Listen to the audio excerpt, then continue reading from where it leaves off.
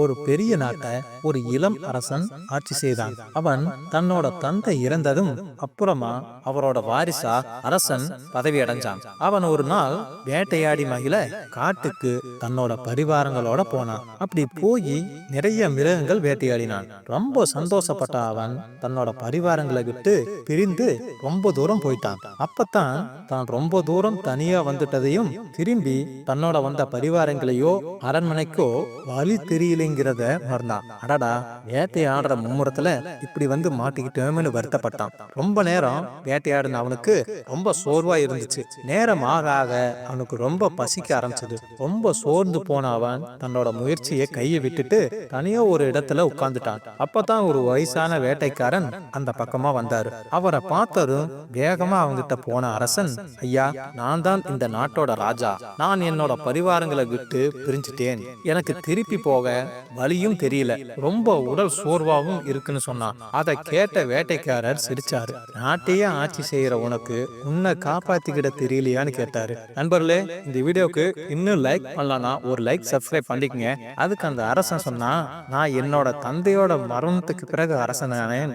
என்னால சில விஷயங்களை சரிவர செய்ய முடியல. அதுக்கான அனுபவமும் இன்னும் எனக்கு கிடைக்கலன்னு சொன்னான். அதை கேட்ட வேட்டைக்காரர், ரொம்ப சோர்வா இருக்கா உனக்கு, பசிக்குதான்னு கேட்டாரு. அதுக்கு அந்த இளம் அரசன் சொன்னா, வழி தேடி ரொம்ப தூரம் தவறான பாதையில நடந்ததால ரொம்ப பசிக்குதுன்னு சொன்னான். அப்போ பசிய தீர்த்துக்கிட எந்த முயற்சியும் செய்யலையான்னு கேட்டாரு. அதுக்கு அந்த இளம் அரசன் சொன்னா, இந்த காட்டுல பழம் கொடுக்கிற மரங்களை நான் இன்னும் பார்க்கல. அதனால என்னால பழம் பிடுங்கி தின்ன கூட என்னால பசியார முடியலன்னு சொன்னான். அப்பதான் அந்த வேட்டைக்காரர் ஒரு செடியை பிடுங்கினாரு. அதோட வேர் பகுதியில நிறைய கிழங்குகள் இருந்துச்சு. அதை அந்த இளம் அரசனுக்கு கொடுத்தாரு.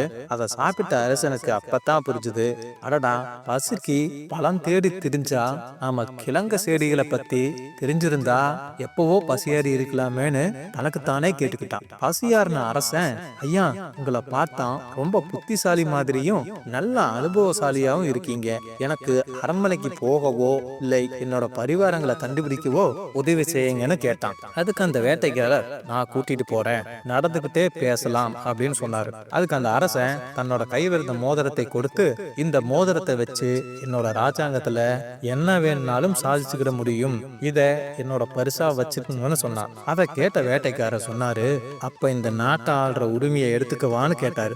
அப்பதான் தான் அவசரப்பட்டு தவறுதலான வாக்குறுதியை கொடுத்துட்டதா வந்தான். உடனே என்ன சொல்றதுன்னு தெரியாம அமைதியா நின்னான். உடனே அந்த வேட்டைக்காரர் அந்த மோதிரத்தை அந்த அரசனுக்கே திருப்பி கொடுத்துட்டு அவங்க கூட சேர்ந்து நடக்க ஆரம்பிச்சாரு. அப்ப அவங்க கிட்ட உன்னோட ஆசை என்னன்னு கேட்டாரு. அதுக்கு அந்த அரசன் சொன்னாரு, நான் பக்கத்து நாட்டு அரசரை பத்தி என்னோட தந்தை சொல்லி கேள்விப்பட்டிருக்கிறேன். தன்னோட புத்தி கூர்மையாலும் அனுபவத்தினாலையும் தொடர்ந்து நல்லபடியா ஆட்சி செய்யற அவரை மாதிரி ஆகணும்னு சொன்னான். அதை கேட்ட அந்த வேட்டைக்காரர் சத்தம் போட்டு சிரிச்சாரு. நீ இளம் வயதுல அரசனானது இயற்கையான விஷயம் அல்லது உன்னோட அதிர்ஷ்டம். ஆனா அதுக்கான தகுதிய நீ வளர்த்துக்கிட்டே போகணும். அப்பதான் நீ சொல்ற மாதிரி நல்ல அரசனா ஆக முடியும்னாரு. உடனே அந்த இளம் அரசன் சொன்னாரு, எனக்குத்தான் நல்ல அறிவும் முதிர்ச்சியும் அனுபவமும் கிடைக்கிறதுக்கு முன்னாடியே என்னோட தந்தை மறைஞ்சிட்டாரே, நான் என்ன செய்வேன்னு கேட்டான் அந்த இளம் அரசன். அதுக்கு அந்த வேட்டைக்காரர் சொன்னாரு, கவனம், எல்லா விஷயத்திலையும் கவனம் வை.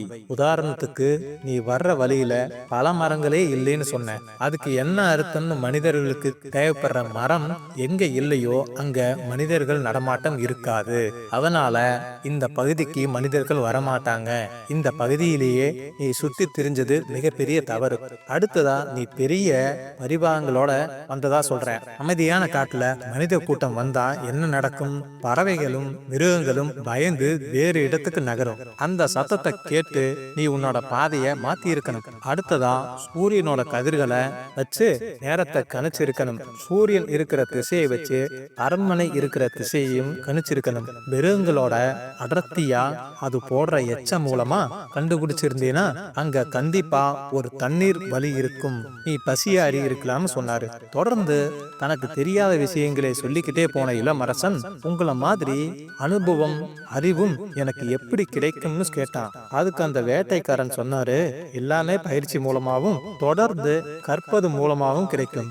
அரச பதவி கிடைச்சதும் நீ கல்வி பயிலுவதை நிறுத்திட்டேன்னு நினைக்கிறேன் சொன்னாரு அந்த வேட்டைக்காரர். சொல்றது எவ்வளவு உண்மைன்னு புரிஞ்சுக்கிட்டான். அப்பதான் அவனை தேடி அவனோட பரிவாரங்கள் அங்க வந்துச்சு. இளம் அரசர் கூட வந்த படை தளபதிகள் இளம் அரசர் கூட இருந்த வேட்டைக்காரனை அடையாளம் கண்டுபிடிச்சு அவருக்கு மரியாதையே செஞ்சாங்க. குழப்பமான இளம் அரசர் அந்த வேட்டைக்காரர் கிட்ட நீங்க யார், ஏன் என்னோட பரிவாரங்கள் உங்களுக்கு மரியாதை செய்யறாங்கன்னு கேட்டான். அதுக்கு அந்த வேட்டைக்காரன் சொன்னாரு, நீ எந்த பக்கத்து நாட்டு அரசன் மாதிரி ஆகணும்னு நினைச்சியோ அந்த அரசன் நான் தான் சொன்னாரு. அதிர்ச்சியான இளம் அரசன் அவரோட காலில் விழுந்து ஆசி வாங்கினான். அப்பத்தான் அந்த பேரரசர் சொன்னாரு, நான் சொன்ன விஷயங்களை மட்டும் கத்துக்கிட்டா என்ன மாதிரி ஆக முடியாது. இது மாதிரி நிறைய சாஸ்திரங்கள் இருக்கு, அதையும் நீ தொடர்ந்து தெரிஞ்சுக்கணும். அதுக்கு அனுபவம் வாய்ந்த அறிஞர்கள் உன்னோட கூட வச்சுக்கோ.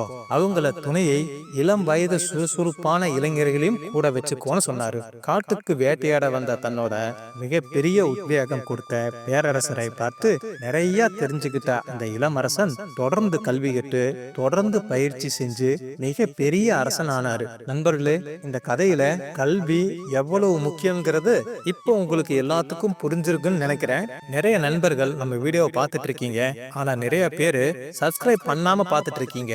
நீங்க சப்ஸ்கிரைப் பண்ணீங்கன்னா இன்னும் நல்ல நல்ல நிறைய வீடியோக்களை உருவாக்க எங்களுக்கு ஒரு உத்வேகத்தையும் ஒரு மோட்டிவேஷனையும் கொடுக்கும். அதனால சப்ஸ்கிரைப் பண்ணி பாருங்க நண்பர்களே.